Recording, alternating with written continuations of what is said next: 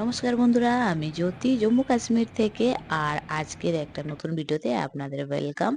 আমি আজকে দুপুরে কি কি বানিয়েছিলাম সেটারই ভিডিও আপনাদের সাথে শেয়ার করছি। তো আজকে আমি বানিয়েছিলাম, দেখতেই পেলেন, ডাল, মাছের ঝাল, ক্যাকড়া, ক্র্যাবস আর ভাত। তো ভাতটা আমি বসিয়ে দিয়েছি। এবারে কিন্তু আমি সমস্ত জিনিসগুলো রেডি করে নেব, যেমন পেঁয়াজ, রসুন, টমেটো, আদা আর ক্যাপসিকামও দিয়েছি। সমস্ত কিছু আমি ব্লেন্ড করে নিলাম। ব্লেন্ড করে নেওয়ার পরে এবারে ডাল, আমি আজকে বিনস দিয়ে রান্না করব। তো সেই জন্যে আমি বিনসটাকে ভালো করে ধুয়ে কেটে নিলাম। তো চলুন এবারে ডালটা করা যাক। ডালটার জন্য আমি প্রেসার কুকার বসিয়ে দিয়েছি। এতে আমি দিয়ে দিলাম সামান্য একটু অয়েল, আর এতে দিয়ে দিলাম তেজপাতা আর একটু গরম মশলা, গোটা গরম মশলা দিয়ে দিলাম। দিয়ে আর একটু এতে দিয়ে দেবো হিং।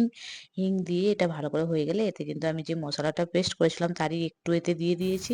আর এতে দিয়ে দিলাম বিনসগুলো দিয়ে দেবো। দিয়ে কিন্তু এটাকে একটু ভালো করে নেড়ে নিতে হবে। তারপরে ডালটা এতে দিয়ে দিলাম। তো ডালটা দিয়েও আর একটু ভালো করে নেড়ে নেবো। নিয়ে জল দিয়ে কিন্তু দেখুন প্রেসার কুকারে ঢাকা দিয়ে দিয়েছি। আর এখানে আমি কিন্তু যে মাছগুলো রান্না করব সেগুলোকে ভালো করে একটু ধুয়ে নিলাম। আর এই দেখুন, এই হলো মাছগুলো ধুয়ে নিলাম। এটা কি মাছ আপনারা বলবেন কমেন্ট করে, যেটা আমি আজকে কি মাছ রান্না করছি। অ্যাকচুয়ালি জম্মুতে আমরা যে বাঙালিরা যে ধরনের মাছ খাই সেগুলো এখানে পাওয়া যায় না। তো কিছু কিছু পাওয়া যায়, সেগুলোই দেখে দেখে নিয়ে আসা হয় আর কি।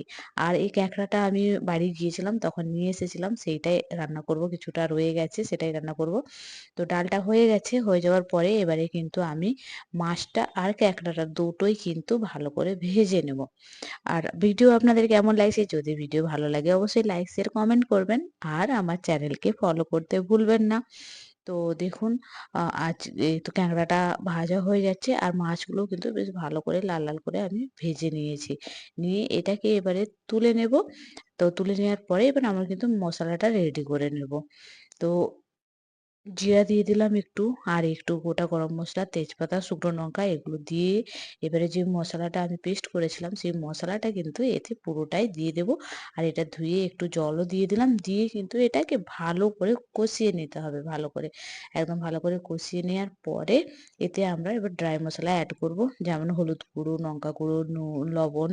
আর এই যে মশলাটা দিলাম এটা আমি বাড়িতে বানানো স্পেশাল মশলা, কোনোদিন এক রেসিপিটা আমি আপনাদের সাথে শেয়ার করব। তো এদিকে আমার দেখুন ভাতটাও কিন্তু হয়ে এসছে প্রায়। তো আর মশলাটা ভালো করে কষিয়ে নিয়ে একটু আমি কাঁকড়ার জন্য দিয়ে দিলাম। আর এটায় জল দিয়ে দেবো। দিয়ে এটা ভালো করে ফুটে গেলে মাছগুলো দিয়ে দেবো। তো মাছগুলো দিয়ে দিলেই হয়ে যাবে।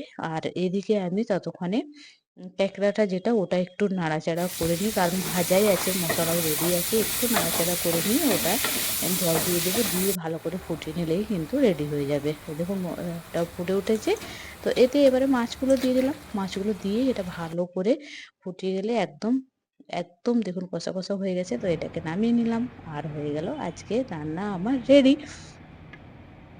ভিডিও কেমন লাগলো অবশ্যই জানাবেন। কিন্তু লাস্টে দেখুন পুরো রান্নাটা রেডি হয়ে গেল। তো সবাই